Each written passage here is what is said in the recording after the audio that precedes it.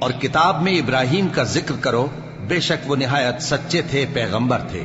جب انہوں نے اپنے باپ سے کہا کہ ابا، آپ ایسی چیزوں کو کیوں پوچھتے ہیں جو نہ سنیں اور نہ دیکھیں اور نہ آپ کے کچھ کام آ سکیں؟ ابا، مجھے ایسا علم ملا ہے جو آپ کو نہیں ملا، تو میرے ساتھ ہو جائیے، میں آپ کو سیدھی راہ پر لے چلوں گا۔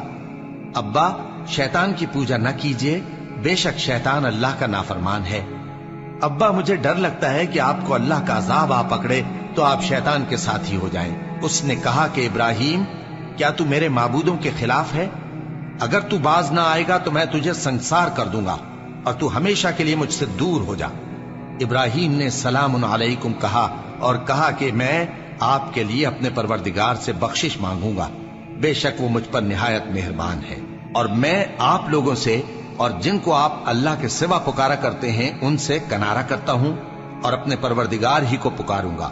امید ہے کہ میں اپنے پروردگار کو پکار کر محروم نہیں رہوں گا۔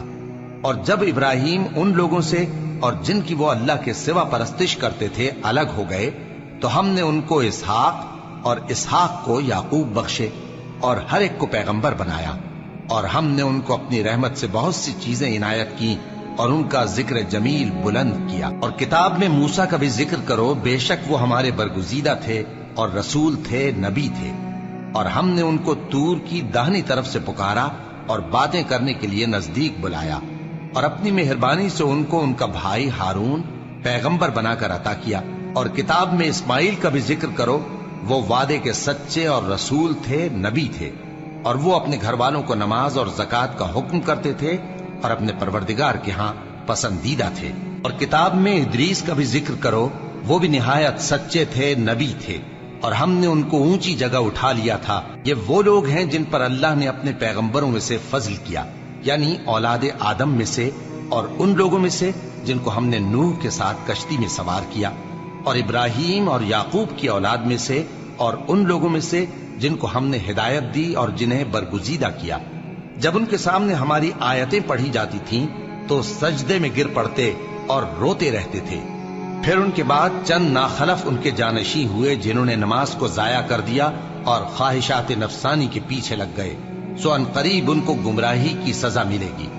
ہاں، جس نے توبہ کی اور ایمان لایا اور عمل نیک کیے تو ایسے لوگ بہشت میں داخل ہوں گے اور ان کا ذرا نقصان نہ کیا جائے گا، یعنی ہمیشہ کی بہشتوں میں، جس کا اللہ نے اپنے بندوں سے وعدہ کیا ہے کہ جو ان کی آنکھوں سے پوشیدہ ہے۔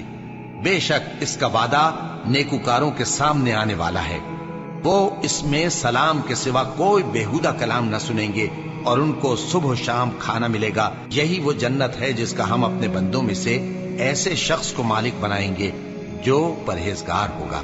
اور فرشتوں نے پیغمبر کو جواب دیا کہ ہم تمہارے پروردگار کے حکم کے سوا اتر نہیں سکتے۔ جو کچھ ہمارے آگے ہے اور جو پیچھے ہے اور جو اس کے درمیان ہے، سب اسی کا ہے، اور تمہارا پروردگار بھولنے والا نہیں، یعنی آسمان اور زمین کا اور جو ان دونوں کے درمیان ہے سب کا پروردگار، تو اسی کی عبادت کرو اور اس کی عبادت پر ثابت قدم رہو۔ بھلا تم کوئی اس کا ہم نام جانتے ہو؟